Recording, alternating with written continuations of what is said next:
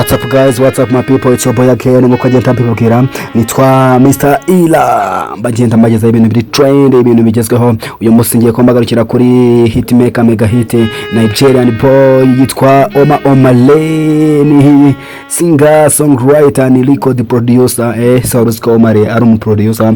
2020 nibwo indirimbo ye Bad Influencer yaje kuba imugeza ku rundi rwego. Uyu musore kandi mbere yuko mvuga ibigubye cyangwa se ibintu byamuranze muri muzika, reka mbanze mbabwire ko yavutse ku itariki 18 z'ukwezi kwa gatanu mu 1997. Avukira hariya muri Nigeria. Nawe ni struggle boy wo muri Nigeria kabisa, yihirinze imihanda, yikaraze imihanda ya Nigeria, ari gushakisha hit, ari gukora ibintu byose.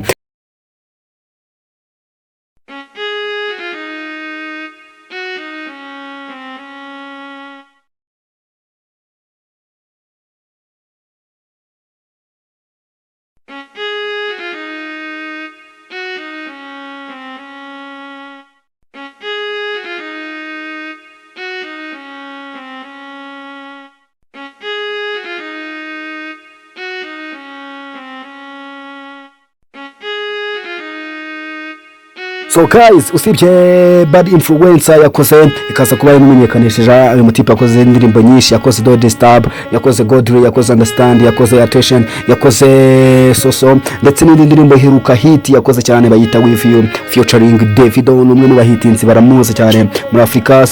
So guys, numva ngo umuntu ngo ni hitmaker nuko aba yarakoze ibintu bya danger, sko aba yarahagaze ku ma stage maremare, yakoze za performances zirenze.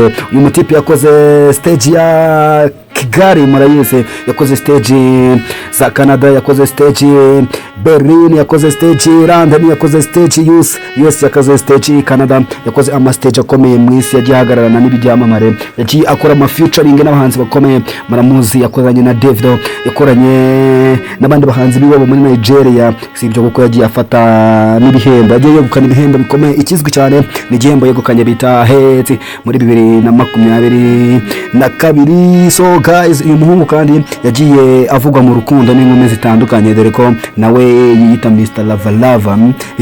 So my people, biterwa, ushaka kwibaza ngo biterwa n'iki kwita Mr. Lava Lava? Biterwa nuko iyo ari kuri stage usanga igitsina gore cyangwa se abakobwa babarwanira kumukoraho, kumwifotoranyizanyaho, ndetse no kuba babyinana, nibyo bituma yita Mr. Lava Lava. So nibyo ngibyo nene nabategura kuri uyu munsi, ngiye following nitwa Mr. Ira, ndabakunda cyane. I love you my people.